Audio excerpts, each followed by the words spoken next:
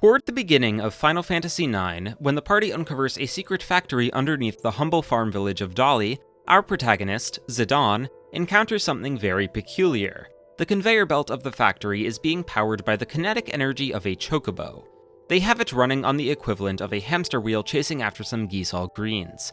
After witnessing this, Zidane asks a very simple question. Why don't they just use a machine to do it?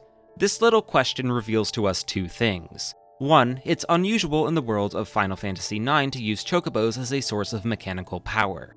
Two, since this is unusual, there must be some reason why the factory operators chose to have a chocobo powering the conveyor belt. So, what is that reason? And, well, that's actually what makes Zidane's seemingly innocuous question really stand out to me. The game never gives us a reason. This goes unaddressed for the rest of the story, and there's no flavor text from NPCs in Dali that even give us a hint as to why. So, I'll reiterate Zidane's question. Why don't they just use a machine to power the conveyor belt? I believe there is an answer to this question, but that answer can't be found by trying to analyze the farmers. Rather, it's tied deeply to the themes and messages of Final Fantasy IX. The Chocobo was written to be there for a reason. Today, we're going to be taking a closer look at the game's story to get to the bottom of this. What is the game really trying to say at a deeper level? We're not going to be summarizing the plot. We're going to be trying to learn what issues the game is exploring and what it's trying to teach us. Once we've figured that out, then, among other things, we'll be able to answer, or at least pose a theory, as to why the factory in Dali had to use a chocobo to power its conveyor belt. Before we begin, just a couple of quick things. First, our analysis requires us to examine the whole game, so we will be spoiling the entirety of Final Fantasy IX, from the bosses we fight to the ending of the story. There will also technically be spoilers for Final Fantasy I if you care about those for whatever reason. This will be your one and only spoiler warning. Second, as always, it's perfectly fine if you disagree with me on any of this. I don't claim my interpretation to be any more valid than anyone else's, but I will be doing my best to convince you of the way I see the game's story. Finally, I'm going to do my best to stick to whatever official pronunciations I can find for the characters and locations and such, but I might miss something, and I've already discovered I had a horribly wrong track record for this game. I always thought it was Zidane, not Zidane, so let me know in the comments if I butcher anything else. Alright, we're now ready to begin. Welcome to Final Fantasy IX. What better place to start a full-length analysis than the beginning? Surprisingly, that's not a rhetorical question this time around. There is a better place to start a full-length analysis than the beginning for Final Fantasy IX. I'd like to direct your attention to the first thing every player sees before playing the game, the cover art, specifically the logo. It's standard for Final Fantasy games to have something related to the game's story displayed prominently along with the title. For the other PS1 games, for example, 7 has the iconic meteor that's evidently central to that story's conflict. 8 has Squall and Rinoa embracing, representing how 8 is a love story between them. 9 has a weird-looking crystal thing. It's different from 7 and 8's logos because, as a new player, we can't even really take a guess at what it means or represents. We know meteors are associated with space, aliens, and extinction events, so we can take a guess as to what conflicts might arise in 7's story. While we don't know who Squall and Rinoa are before playing 8, we can clearly recognize them portrayed as lovers, so we expect to see a romance develop. 9 is just a big hunk of unrecognizable rock. If it's worthy of being on the logo, though, it must be essential to the plot. And, well, it is, but we're not ready to talk about it yet. Obviously, this crystal does become relevant to the plot later, so if you already know about it, don't worry, the big payoff won't just be me explaining what it literally is. What I'm highlighting is the decision to put it on the logo. I would argue that choice is significant precisely because a new player has no idea what it represents. Again, we'll talk more later, but I wanted to foreground it in the analysis since the game does so itself. The logo's even displayed prominently in the opening credits scroll just in case we somehow missed it on the box art or the title screen. Despite us being unable to intuit what it means, Final Fantasy IX really wants us to see this crystal early. Alright, now it's time to look at the beginning of the game. That's convenient for us because it basically spells out exactly what we should be paying the most attention to on a thematic level. All you really need to look at is how the game opens up with a literal dramatic princess kidnapping carried out by a gang of thieves, followed by several do-or-die escape sequences, and ending with setting the seeds of a romance between a thief and the princess as it turns out the kidnapping was voluntary, Yet all of that quickly becomes relegated to the B-plot in favor of the Black Mages. We start the game with a very quick tutorial fight as Zidane so we can be assured that this game does indeed have gameplay, but our first real perspective in the story is Vivi's. It can't be overstated how important first impressions are for a narrative. Without a hook, we have no reason to want to see the story continue. Therefore, stories try to put their best foot forward so their audience becomes willing to engage. For example, immediately establishing a conspiracy to kidnap a princess and showing us that we'll be playing as the kidnappers is a pretty good hook. That's not something you see every day for heroes in a story, so we become curious to find out if our protagonists are justified or not. Final Fantasy IX then completely kills the pacing by switching to having us take control of this humble little black mage that waddles around Alexandria so he can see the play. Isn't that kind of weird? All the exciting stuff just vanishes for a while during these critical early minutes. Even worse, Vivi's play ticket is ruled a counterfeit, so our stated goal is blocked and we're told to go play cards. It's easy to get stuck wandering aimlessly for a while, since the only way to progress is to agree to become the Rat Kid's slave. While he promises to help you see the play, it comes at a bit of a steep cost. On my first playthrough, that deal didn't sound super appealing to me, so I just kind of fumbled around until I ran out of things to try doing. I now want to ask, why is this section in the game? Why do we have to see Vivi be denied entry to the play? Why do we have to make Vivi agree to be the Rat Kid's slave to progress the story? You could very easily cut this from the game and just go straight to Zidane's performance and eventual princess napping.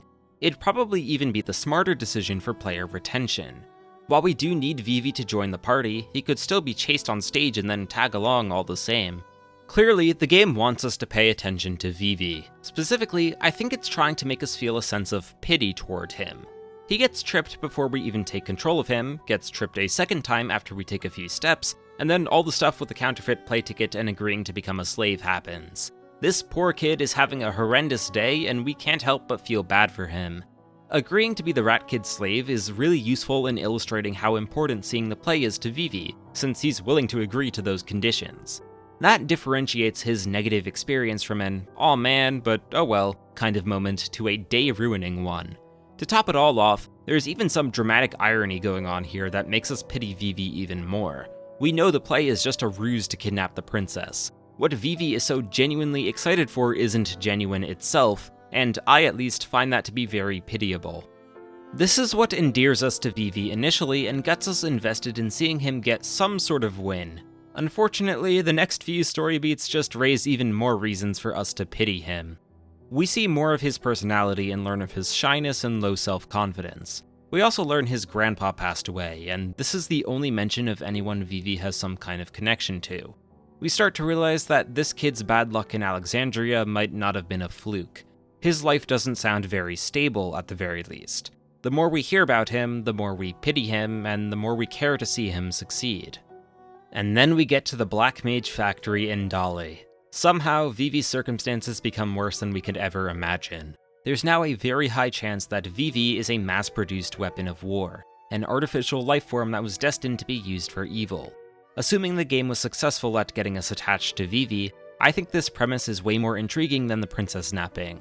A princess that wants to escape the castle and then falls in love with an outsider is a pretty tried-and-true cliché. There's nothing wrong with that, and don't get me wrong, I love Zidane and Dagger, and there's more stuff going on with them too, but you've probably seen something like that many times before. Vivi and the Black Mages, though, is a genuine mystery that we're emotionally invested in learning the answer to. What are the Black Mages? What is the Mist? Why are they being made? Is Vivi one of them? Will Vivi be okay? We really want to learn the answers to these questions, and as such, this is why the game had to abandon its kidnapping hook in favor of Vivi's slow and pitiable mini-adventure. It sacrifices an immediate surface-level hook in favor of a long-term one. It sets up what it needs for the arc that truly ties into the themes and messages of the story. Vivi is the real star that we're supposed to focus on, and we'll be using him as our main guide to navigate everything. While he's mostly only prominent in the first half of the game, his entire arc up until the end credits is the perfect encapsulation of the main themes Final Fantasy IX wants to explore: identity, mortality, and legacy. Let's start with identity, as it's foundational to everyone. It's actually split into two parts, though. Obviously, it has to do with figuring out who we are as a person, but it also has to do with figuring out where we belong. finding our people, so to speak. When confronted with the possibility that he's artificial, Vivi has to grapple with what that means for him on a personal level. Is it true? If it is, does it matter? And if so, how much? Are his feelings all fake, instilled by another? Then there's the matter of his autonomous siblings. Is he meant to walk with them? Was his purpose always to fight and kill?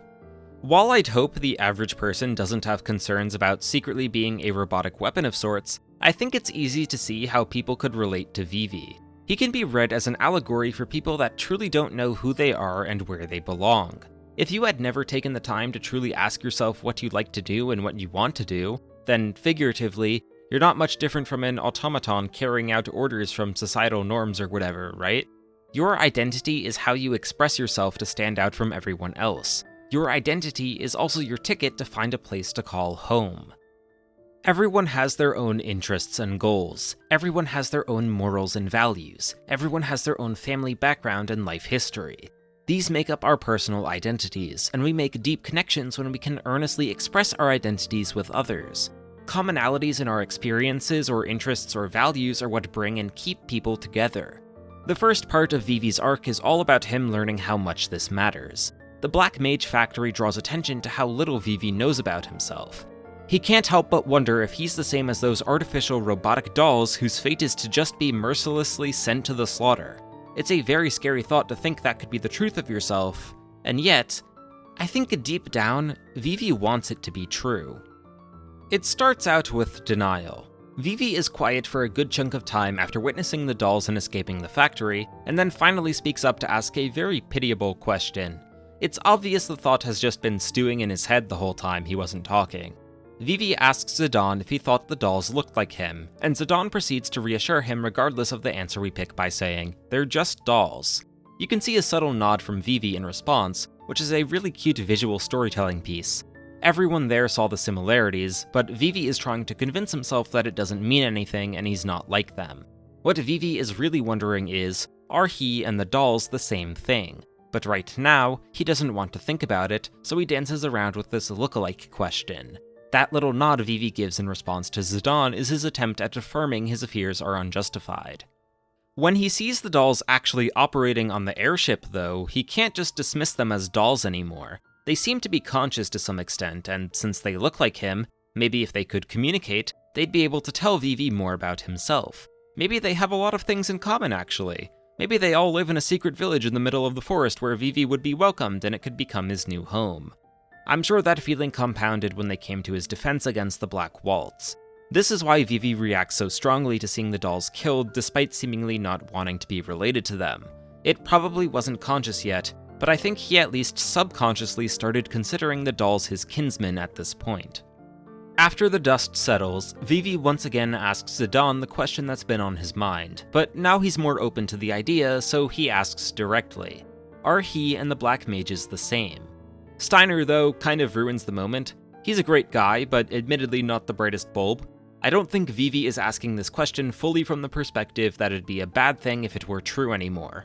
I also don't think Vivi knows yet how he feels about it. It's complicated and he's sorting things out. Zidane and Dagger both know how loaded of a question he just asked is, but Steiner doesn't understand it and dismisses the possibility of Vivi and the Black Mages being the same entirely. Zidane, a pretty emotionally intelligent person, immediately jumps in to reassure Vivi before he can think about it too hard and distracts him. Notice how Zidane doesn't deny Vivi's question, though. He just tells Vivi that he'll always be an individual, which is true and good advice, but he doesn't take away the idea that maybe Vivi does have a family of sorts out there. Vivi becomes more emotional toward the Black Mages and invested in finding out more about them as the game progresses, until it eventually culminates in the Black Mage Village, a group of Black Mages that just suddenly gained consciousness and ran away together. This is when Vivi finally realizes he's been looking for a place to call home all along, as articulated by Zidane to Dagger. While that's Zidane's interpretation, I'm pretty sure he's correct regardless. The true lesson Vivi learns, though, is that his home is not with the Black Mages. They're like his brothers, so he wants to see them do well, and they helped him learn more about his identity, but this isn't where he belongs. It's cheesy, but in reality, where Vivi belongs is with the friends he's made along the way. He resolves to continue traveling with the party and seeing the world. While most are lesser in scope, several other characters go through similar arcs in the game too. Dagger obviously has the whole dynamic of if she identifies more with her Dagger persona or as Princess Garnet. I call her Dagger because I'm pretty sure that's who she wants to be. Steiner has to determine if his identity is rooted in being loyal to the crown of Alexandria or loyal to the well-being of the kingdom and princess, and he chooses the correct option. Aiko is only 6 years old and acts like it at times, so I don't know if it's fair to say she has a whole character arc and mature thought process, but she does figure out that she wants to travel with the party instead of rooting her identity in protecting the physical location of her ancestors' home. Amarant had closed himself off to others his entire life, and genuinely can't understand the kindness Zidane consistently shows him. But after Zidane goes back to save him in Ibsen's castle, he also resolves to continue traveling with the party and understanding camaraderie. I can't really make a justification here for Freya and Quina in this pattern, unfortunately. Quina is a joke character, so I don't think that's a big deal, and Freya at least was involved in a different kind of arc. It may only be relevant for the first third of the game or so, but it's there. I don't really have much to say about her, so I'm just mentioning her here for the sake of completeness. Then there's Zidane. In the Black Mage Village, when Zidane tells Dagger a bedtime story that's in reality just his own backstory, he reveals he's actually already internalized these lessons about identity and what makes a home a home. He may not have any idea where he came from, but Tantalus became his home. The people he loves are his home. He forged his own identity there. His origins, while they'd be nice to know, as our backgrounds definitely are part of our identities, they don't solely define him as an individual, so he can focus on what else matters to him. It's one of my favorite moments in the story because it shines a new blue light on how Zidane came to be so emotionally mature. He's a bit, well, a lot of a womanizer, and that does get him into trouble with Dagger at one point, but he's otherwise an amazingly kind person. Now we know he can really empathize with people that feel out of place because he, too, was once without a place to belong. It does a lot for making us like Zidane on a personal level even more. And then we get to the Genome Factory in Terra. Somehow, Zidane's circumstances become worse than we could ever imagine. There's now a very high chance that Zidane is a mass-produced weapon of war, an artificial lifeform that was destined to be used for evil. Assuming the game was successful at getting us attached to Zidane... Wait, haven't we been here before? Final Fantasy IX does something that, on paper, is one of the weirdest things I've ever seen a story do. It uses what is essentially the same plot twist twice. Vivi and Zidane were both artificially created. Both their species were meant to be used for destruction, but the two of them are special because they both had souls from the beginning. They're different species entirely, and they were being created for different purposes, but they're more or less the same concept. Why? I can think of two reasons. First, having Vivi and Zidane be forced to tackle the same questions about identity and where they belong is representative of how these identity issues are relevant for everyone. Vivi and Zidane couldn't be more different personality-wise. Zidane's super outgoing, confident, extroverted, etc. Vivi is a shy, curious kid.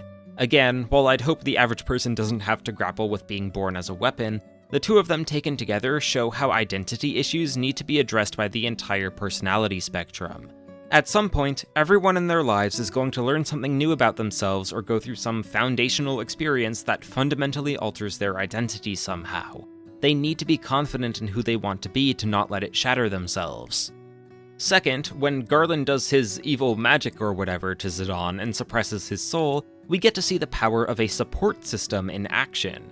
Vivi's home and where he belonged ended up being with his friends the entire time, so he had always been with his support system. They helped him never fall into absolute despair over his identity issues. Zidane in particular was always there to lend a helping hand and nip things in the bud before they became too much of a problem. That's great and all, but it's never easy to conceptualize how effective preventative measures are. Here, when Zidane is cut off from his support system, we get to see them actively work to bring him back. They remind him of all the good he did for them, and how they now want to help him in return. Zidane attempts to push them away out of stress, forgetting his own words about his idea of a home, but a real home is there to give you the support and love you need when you need it most. The whole "you are not alone" scene, where the party members all help to snap Zidane out of it, is excellent, by the way. It really captures the essence of the game's messages about identity and connections with others. Everyone will tell you this is the best part of the game, and I don't disagree. Okay, that about does it for everything about identity. Hopefully that was insightful, and now I can imagine you're thinking something along the lines of, wow, that was the best analysis of Final Fantasy IX I've ever heard. But what about the Chocobo running on the treadmill in the Black Mage Factory? And why is the crystal on the logo? Also, you forgot about Kuja. First of all, thank you for the compliment, I really appreciate it. Second, just sit tight a little longer. Remember, identity was just one major theme of the game. We still have to discuss mortality and legacy. These two go together, so we'll do both at the same time. Let's go back to Vivi for a bit to begin. Back in the Black Mage Village, Vivi learns that the mass-produced Black Mages only have a lifespan of about a year. This adds to the tragedy and our pity toward Vivi even further, but it also introduces the concept of death as a theme in the story. What does it mean to die? What does it mean to live? The meaning of life was technically introduced with artificial lifeforms being explored earlier, but it becomes most prominent now. Vivi keeps his thoughts to himself for a while as he's still processing it all, but he eventually lets it out at Madain Sari. This poor kid has had very few things go right in his life, and when he finally got a break by realizing that his friends have given him a figurative home, he gets confronted with his own mortality. It's something that every living thing must go through. No one can escape death. It just happened a little sooner than anticipated to Vivi, and that's also a part of life. Death comes whenever it pleases. The eternal question, then, is how do we cope with the fact that our lives end? Do we do our best to seize the day? Do we set goals that we want to achieve? Do we seek to find meaning in the little time we have on Earth? What is Final Fantasy IX's answer? And, well, surprisingly, it's none of the usual stuff. In fact, it's so shockingly simple that it almost sounds like a joke, but when you dig into it, it's one of the most powerful messages out there. Vivi starts obsessing over his own mortality and what it means to the point when he wishes he could just stop. It's understandably incredibly overwhelming. It's one thing to get a terminal diagnosis, and then it's another when it's not even certain when it's coming, just that it's soon. When Vivi tells Zidane he wants to stop, Zidane replies, well, in the end, it boils down to two simple choices. Either you do, or you don't. What else more is there to say? He's completely right. That's the one choice we're all guaranteed to have. Our lives were all given to us. No one chose to be born of their own volition. It is our choice to live our given life, though. We can choose to engage with the world we were brought into. We can choose to enjoy the ride as best we can. The people who make those kinds of choices are those who do. On the other hand, you could choose to not engage. You could choose to obsess over the end. You might even, unfortunately, try to hasten it. That would be the group of those who don't. Thanks to Zidane's advice, Vivi chooses to do, and after this point, his personal character arc is mostly resolved. He becomes confident in his identity, where his home lies, and what he wants to achieve in the time he has left. It's clear that Final Fantasy IX also wants us to choose to do. Take, for instance, the surprise final boss fight, Necron, a manifestation of death as a concept. It does kinda quite literally come out of nowhere, and I wish there was some more build-up to it, but it does at least match the theme of coming to terms with our mortality. Our final act is rejecting the idea of choosing to don't, rejecting the desire for death. And that's pretty much it. The game explicitly gives us the answer, and it's as succinct as you could want. But there is one little edge case that Zidane didn't consider, and this is where our analysis really comes in. What if those who do wanted to keep doing after their time was up? What if they can't cope with the fact that their life in particular must end, and actively search for a way to prevent it to their detriment? Maybe you could argue these people get included in the don't category, but the distinction isn't super relevant. What is relevant is answering how are people supposed to cope with these feelings. It's definitely understandable. Dying shouldn't be what we want to do necessarily, but I think a time should ideally come for everyone in our old age when we're ready to go. This brings us back to the Black Mages, and finally to the main antagonist, Kuja. The Black Mages who became conscious in the village are very innocent and naive to the ways of the world. It makes sense since they were only recently born, but it makes them easy to deceive. Kuja gets them to do his evil bidding by tempting them with a promise to increase their lifespans. This is obviously portrayed negatively and as manipulation on Kuja's part, and we can already analyze this as teaching us not to believe snake oil salesmen of how to live longer. We can't escape our fate. What I find more interesting, though, are the Black Mages that didn't fall for Kuja's trick. Mr. 288, and the pair of black mages taking care of the baby Chocobo egg. What do these black mages have in common? Mr. 288 is the only one that knows what death really means. He's the one that taught the others to remember their fallen friends by creating a cemetery. Then for the ones taking care of the Chocobo egg, I think the symbolism is obvious. They're taking on a parental role for the Chocobo, which is symbolically their child. Now, this may sound like a strange question, but what do cemeteries and children have in common? They both have to do with legacy. Cemeteries are a way for us to remember those who passed and honor their memory. Children are a way for us to pass down our memories so we can live on in spirit long after we've returned to the earth. The black mages that didn't fall for Kuja's tricks are preserving legacies and creating a legacy respectively. I'm not claiming these black mages are like super enlightened or anything, but them resisting Kuja's temptations could symbolize how they've achieved a healthy relationship with mortality. They accept that their lives will end, and they care more about preserving and creating legacies that will exist long after them. These legacies give their lives meaning, and legacies should be a big motivator for us too. They are Final Fantasy IX's answer on how to cope with life ending. We live on through our legacies. It could be children, that's the basic biological answer. If you don't want or can't have kids, then you should definitely be doing your best to express your identity, find like-minded people, and form deep connections with them. Your legacy can live on in that home you create. That's not mutually exclusive with having kids though, everyone should try it. If you want something more tangible, you could also try making something. Some sort of creative work like an art piece or writing a story, or maybe some project to better your local community. These are just ideas, but the general concept is we can accept our physical deaths by knowing we left a mark on the world. It's not just the black mages in the village that demonstrate this concept though. Vivi does sadly pass away at the end of the story as he reaches his lifespan limit, but he left behind a legacy of a bunch of sons. How they were made is a mystery, but since Vivi has been our guide for the whole thematic analysis, I'm inclined to put a lot of stock into how his death isn't framed negatively at all, likely because he lives on with his created legacy. This also gets demonstrated in the Necron fight. After we choose our team of 4 to confront this manifestation of the desire to die, the 4 party members we didn't choose give the others their energy to fight.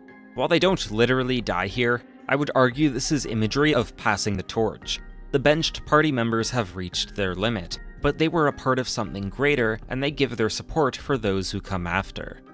The game even provides the perfect example of what happens when you don't embrace legacy as a concept: Kuja. Since he's the bad guy, you would expect him to embody the opposite of the game's themes, and he accomplishes this on every level. Kuja, as a person, is kind of pathetic. His motivation to do evil stems from the equivalent of daddy issues. He wants to assert his own importance by disrupting Garland's plans. When Kuja learns he's nothing special and will die shortly, he throws a tantrum. He can't accept that he wasn't destined for greatness, so his mentality becomes, if I can't have it, then no one can. It's extremely childish. He refuses to acknowledge the idea of creating a legacy and just wants to burn it all down. We can actually elaborate a bit there on the idea of Kuja wanting to assert his own importance. Kuja has internalized his identity as being the most important person in existence, likely due to an untreated complex developed from learning about Zidane and fearing he would be replaced. Genuinely believing you're so far above everyone else is probably the worst kind of idea for your identity you could have. We did talk about how you should be true to yourself and express yourself how you want to, but this isn't what I meant. It's not healthy to have an identity based on considering some, or in Kuja's case, all types of people lesser than you. You can't make connections like that, which means your identity is never going to lead you to the place you belong. It's just going to end with you buried in the ground with no one left to remember you. We can even see Kuja's identity expression and how badly it failed. He kidnaps Sid's wife, Hilda, and just voluntarily talks to her about all his evil plans and how he's the greatest and such. Kuja always treated Hilda kindly though. I interpret Kuja as legitimately trying to connect with Hilda. I don't think he was just using her to gloat because he could have just had her in an empty cell instead of a fully furnished, comfortable bedroom.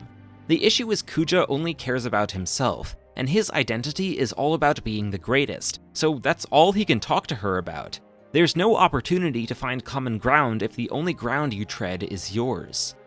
There's also Kuja's outfit, which is, very brave is what I'll say. It is a very eye-catching outfit, though. If you passed by a man wearing Kuja's outfit on the street, you'd probably do a double take. I would argue this is an intentional design choice. Kuja believes he's the most important, so he wants the most eyes on him as possible, therefore, he dresses to catch people's attention. Kuja never came to terms with the idea of legacy, and that caused his descent to madness. But that doesn't mean he didn't create a legacy, though. What did Kuja do when he was threatened by Garland's new special genome? He kidnapped him and sent him to Gaia. That was Zidane. In a way, Zidane as we know him is kind of like Kuja's legacy. Garland created Zidane to carry out the Angel of Death role when Kuja expired, but it was Kuja's actions that prevented it. Zidane is our lovable, emotionally intelligent protagonist that teaches us the wisdom of those who do and those who don't. Of course, Kuja did also cause the deaths of thousands of people probably, and that's not the kind of legacy we want. Zidane, then, represents the legacy Kuja could have had if he had only stopped there. That's why Zidane has to go back to try to save Kuja at the very end of the game. It's symbolic of how your legacy will figuratively look after you once you're gone. Kuja couldn't be saved as his time really was up, but the one positive aspect of his legacy tried his very best to help him out while he still could. In another life, they could have created a home together, but with how Kuja chose to make the cards fall, this is as much as he could have gotten. So, to sum it all up, don't be like Kuja. Express your identity in a way where you can make connections with others. Use those bonds to form a legacy. Only with one made will you truly be able to be at peace with your own mortality. We have now completed what I consider a complete literary analysis of Final Fantasy IX. However, we still have two unanswered questions. The problem is I've actually been ever so slightly lying by omission to you. These questions cannot be answered with just literary analysis. We're actually about to go one layer deeper. Or higher, maybe? Well, regardless, I now need to make sure you're aware of a little something called the death of the author. It's a literary analysis concept that we talk a lot about on this channel. If you're unaware, it essentially asserts that all interpretations supported by the text are valid for a story, regardless of what the author intended when writing it. The author figuratively dies after their work is made public, and its fate is now left up to its audience. It's super important that we believe in this, because if we didn't, then all types of story analysis become kind of pointless without interviewing the author. One of the beautiful things about stories is how everyone responds to them or interprets them differently, and we have death of the author to thank for formalizing it. So, since we usually take death of the author as a given when analyzing stories, you may be wondering, what makes me bring it up now? And, well, it's because for this new layer of analysis, we kind of need to revive the author. At least a little bit.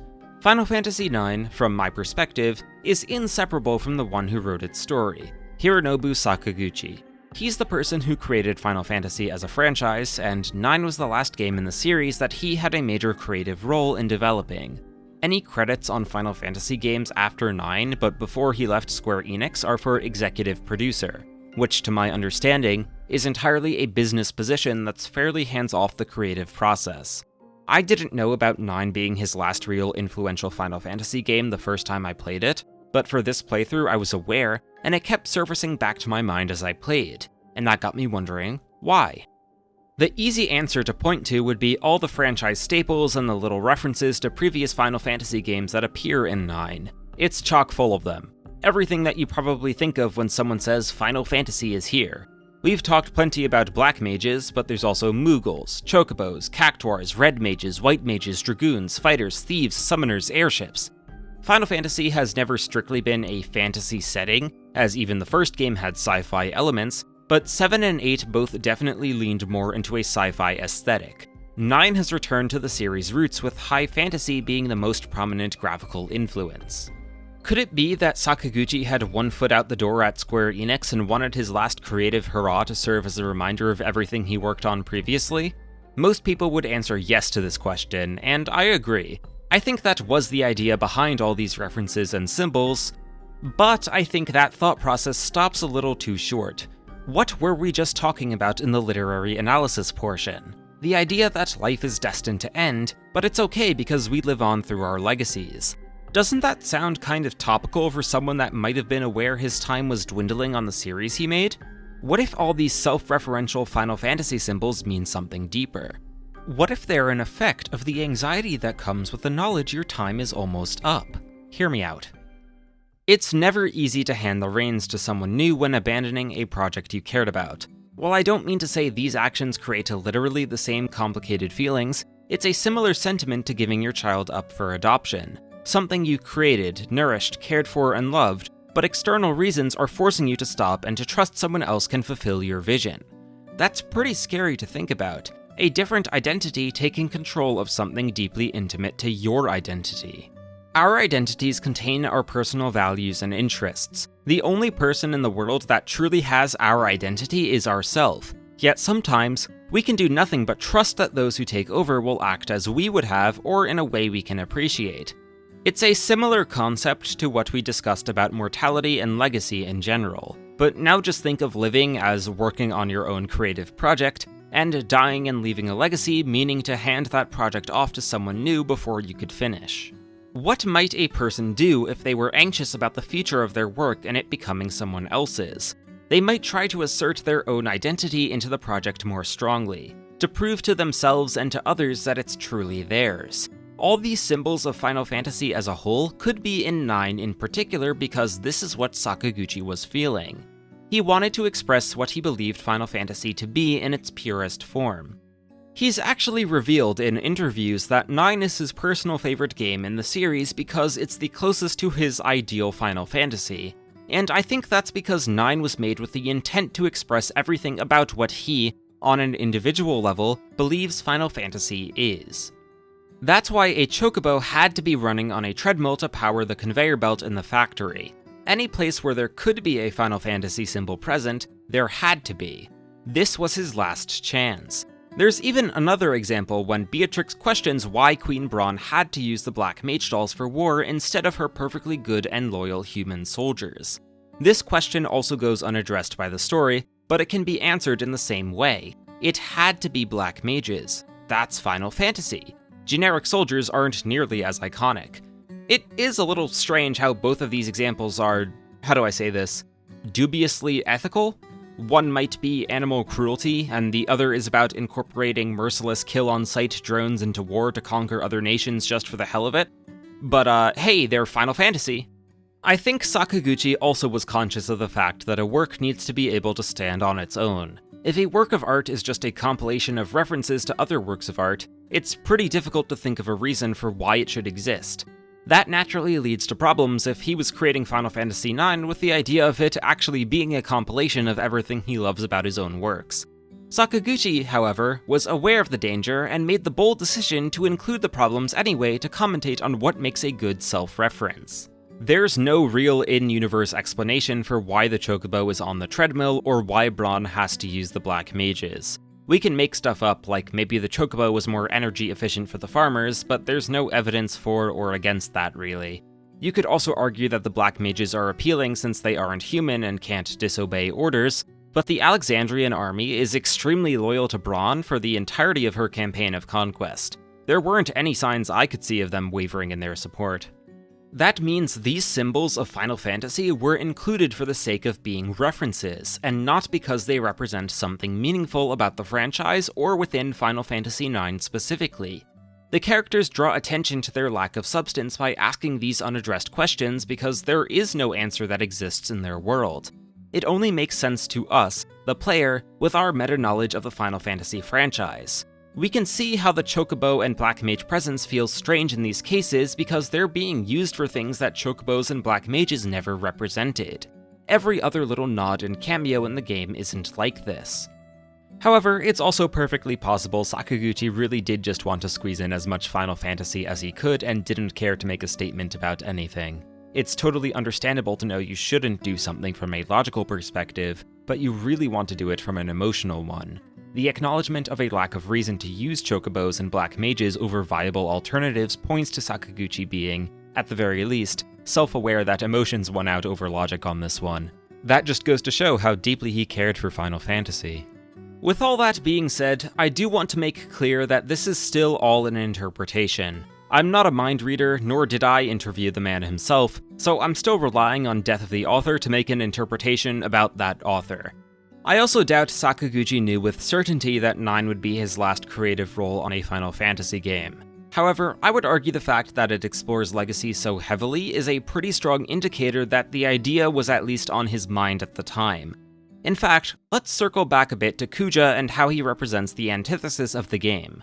I'm going to make an extremely bold claim. Kuja, this scantily clad, childish, evil sorcerer, could also be symbolic of Sakaguchi himself at one point in time. He's a manifestation of Sakaguchi's innermost fears and insecurities surrounding leaving Final Fantasy. Let me explain. Was there ever a time for you when you had to call it quits on a project that you specifically started for yourself, even though you would have liked to keep going?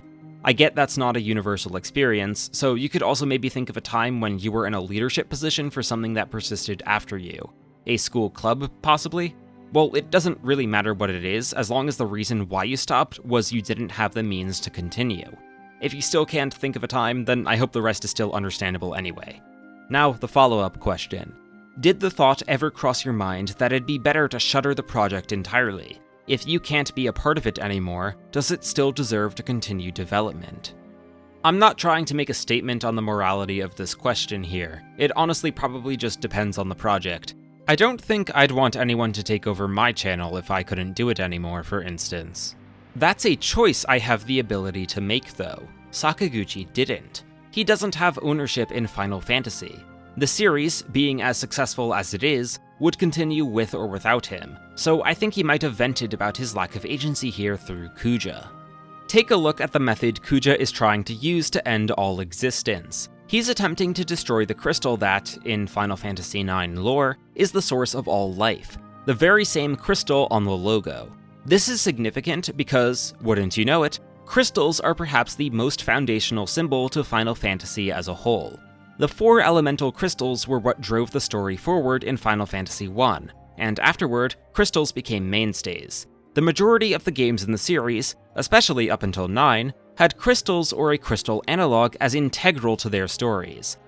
This is why 9's logo made the choice to include its take on the Final Fantasy crystal. The series started with crystals. We start the game by seeing the logo. We aren't able to make a guess at what it means before playing the game because its in-universe meaning doesn't matter. All that matters is how it's representative of Final Fantasy. Kuja attempting to destroy the crystal is a metaphor for the feeling of wanting to end Final Fantasy as a whole. We can also point to some textual and musical evidence for this reading. Kuja tells us the 4 fiends we fight in the final dungeon were patterned from the memory of the crystal, and these 4 fiends are based off the 4 main bosses from Final Fantasy I. Then there's how we can still hear Garland's voice in here, which is relevant because Garland is named after the Twist main villain from Final Fantasy I. Finally, the music inside the crystal, titled Crystal World, is an eerie remix of the Final Fantasy Prelude, one of the few recurring tracks in every single mainline game in the series, but started as the Final Fantasy I title theme. If the crystal is supposed to be Final Fantasy as a whole, it makes total sense that it draw on imagery and motifs relevant to the origin of the series. The crystal is foundational, so we see the foundations of the franchise within it. With that reading established, given that Kuja wasn't successful, I don't think this is a feeling Sakaguchi held onto for very long, but it's a very natural emotion that he wanted to explore.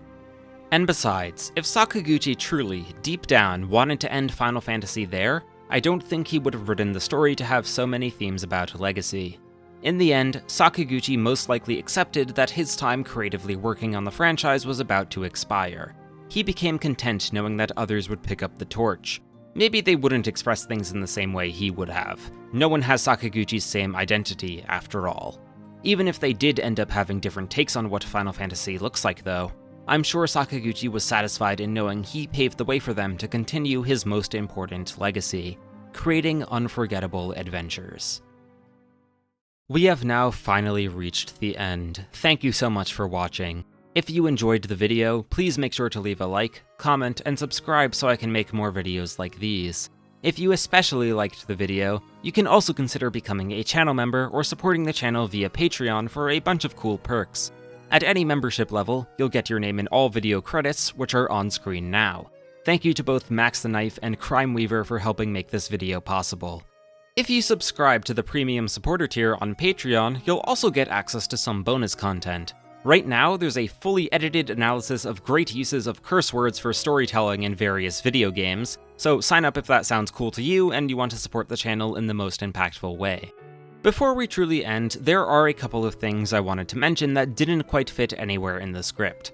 First, I just need to vent about something real quick. If you haven't done so, please don't waste your time fighting the secret superboss Ozma. For some reason, it got into my head that it'd be cool to take on the game's ultimate challenge, and then suddenly I had spent nearly an entire day, with speed up, doing the boring Chocobo minigames and friendly monster quests just to reach it. Then the fight itself wasn't even fun. I hated how its special, almost guaranteed party wipe meteor could be used randomly in the context of a couple other mechanics.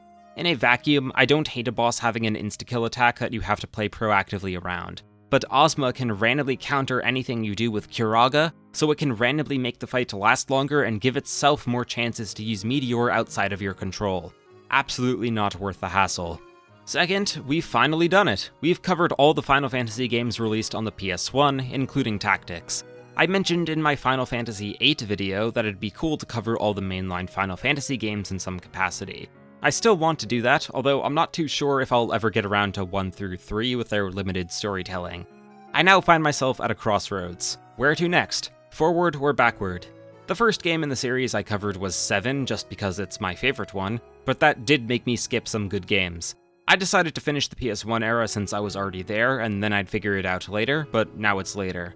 Let me know in the comments what you think. Truthfully, I'm still going to pick whichever game I feel like making a video on, but I'm curious what other Final Fantasy games the people who watch me are also into, and that could help me break a tie. Alright, that's it for real. Thank you once again for watching, and see you next time.